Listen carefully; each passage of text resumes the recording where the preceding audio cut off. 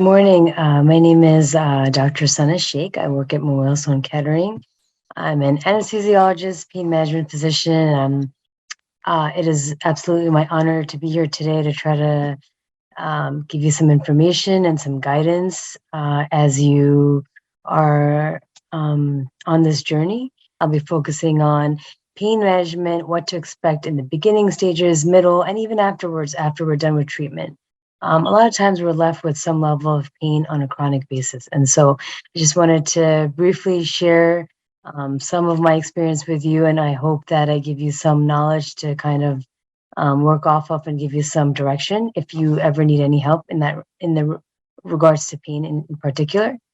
So just speaking quickly about common side effects that you might feel during or immediately after treatment.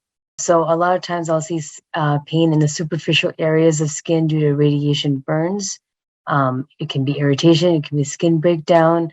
A lot of times I will see worsening pain with bowel movements and urination because that skin is very sensitive. But also sometimes the radiation itself makes everything not only just superficially with painful with skin interruption, but rather internal pain as well. And so, you can have pain superficially and deeper. And in that situation, bowel movements can be quite painful as well. You can have nerve pain from any possible invasion of tumor that might be going through the rectum or anus and or radiation damage to nerves. And so that's another component or type of pain that we might come across. I also see post-operative surgical pain and pain also coming from limitations placed by the surgeons from a physical standpoint. If perhaps after surgery you're not able to sit directly on, our rear side, being limited in certain positions can also elicit pain and or bring about chronic pain and making it more prominent. The other thing I've seen, which is I thought was important to mention, is that patients can develop anxiety around pain worsening with bowel movements and or constipation from perhaps the treatment itself or opioids. So, when we have pain on a daily basis and yes, we're undergoing treatment, but it becomes a daily part of our life, it can start to elicit feelings of anxiety as well. Around the idea of having pain with certain activities. As we go on with treatment, let's say we've completed treatment, completed radiation, you can have long-term side effects, in particular pain.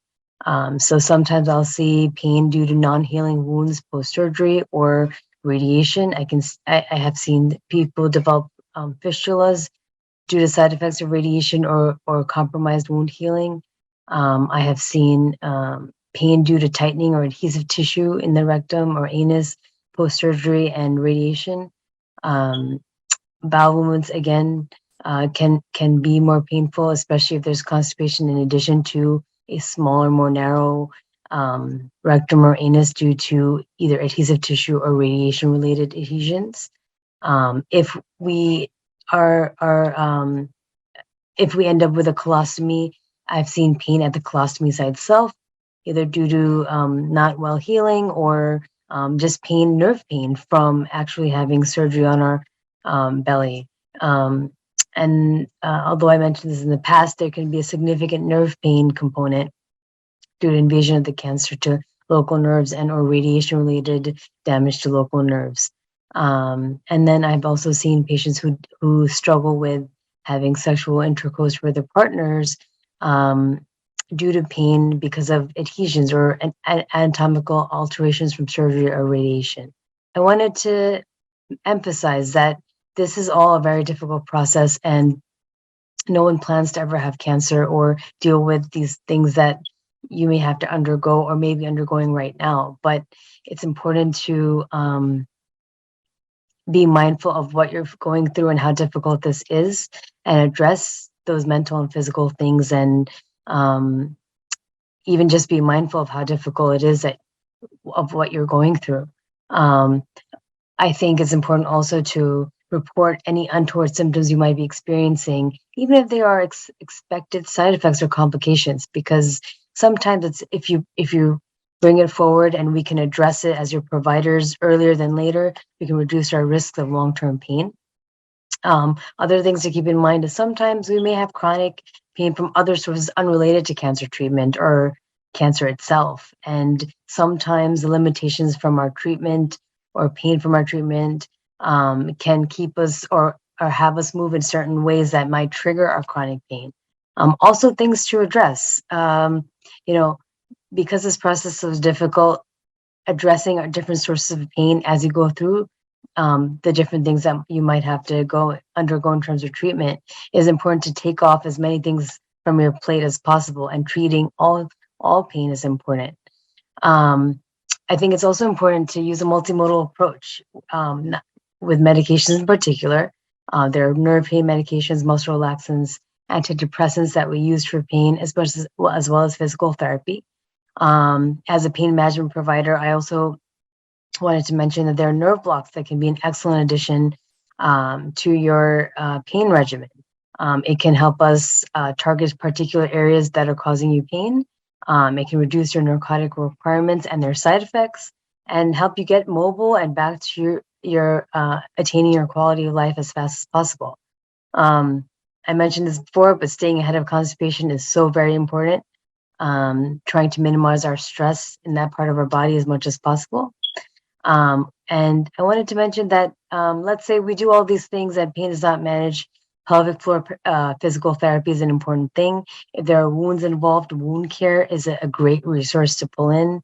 Interventional pain physicians like myself can add nerve blocks and alternative pain therapies like IV infusions or other interventional approaches. There are very novel alternative therapies that we can offer other than just nerve blocks. IV infusions, implants for chronic pain. So all things that are possible and options.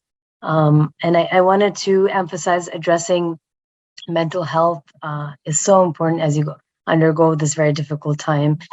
Using social work resources for talk therapy, group therapy are amazing because it sometimes helps to hear how others are coping with and approaching the same difficulties that you might be undergoing.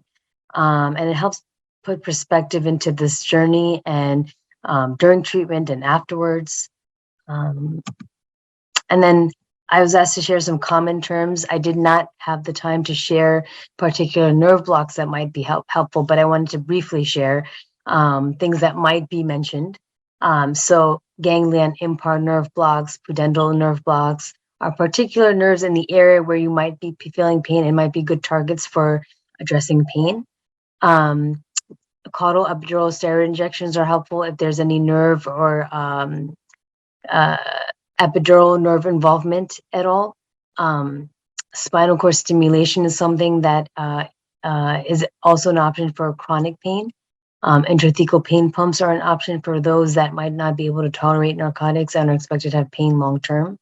And pelvic floor therapy is a unique type of physical therapy focusing primarily on our pelvic floor, which is highly compromised throughout this process, and something to definitely keep in mind.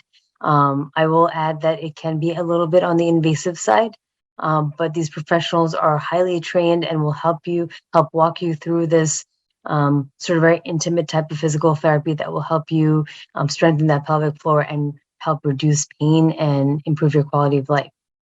So resources, specialists that might be helpful, interventional pain physicians like myself, pelvic floor physical therapists are an excellent resource. I believe that's it for me. So like I said, an absolute pleasure for me to be a part of this day today to help expose you to some opportunities and options for pain management. And I hope that I can be a good resource if anyone needs me. And again, grateful to be here.